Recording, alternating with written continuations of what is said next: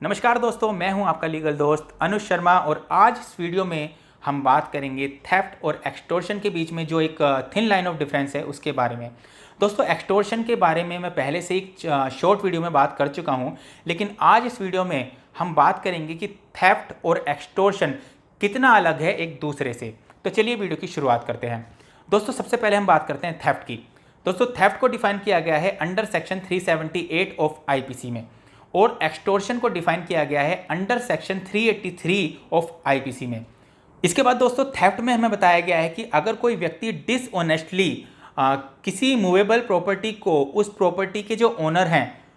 उस ओनर के पोजेशन से निकाल कर अपने पोजेशन में उस प्रॉपर्टी को ले लेता है, वो भी उस ओनर की कंसेंट के बिना, तो उस सिचुएशन में ये माना जाएगा कि उस पर्सन ने ऑफेंस ऑफ थेफ्ट कमिट किया है। लेकिन दोस्तों, एक्सटॉर्शन के केस में क्या है कि अगर कोई व्यक्ति इंटेंशनली किसी दूसरे व्यक्ति को डरा धमका के या फिर किसी तरह की इंजरी का डर दिखा के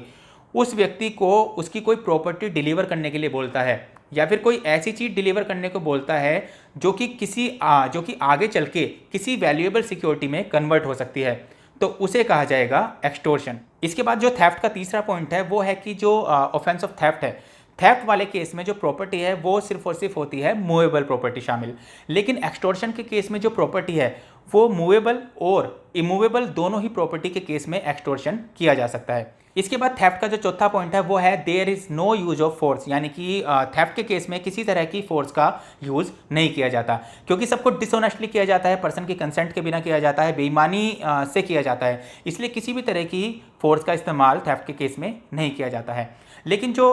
एक्सटॉर्शन है, ऑफेंस ऑफ एक्सटॉर्शन है, एक्सटॉर्शन के केस में क्या है कि सब कुछ जो किया जाता है वो एक तरीके से फोर्स का इस्तेमाल करते हुए ही किया जाता है, क्योंकि पर्सन को, सामने वाले पर्सन को डरा धमका के या फिर उसको किसी इंजरी का डर दिखा के सब कुछ किया जाता है, इसलिए एक्सटॉर्शन के केस में जो है वो फोर्स का इस्तेमाल किया जाता है। इसके बाद थेफ्ट का जो लास्ट पॉइंट है वो है कि जो थेफ्ट है, थेफ्ट के केस में जो डिलीवरी ऑफ प्रॉपर्टी है वो बाय ओनर नहीं की जाती है, लेकिन एक्सटॉर्शन के केस में क्या है कि जो डिलीवरी ऑफ प्रॉपर्टी है is made by the owner only.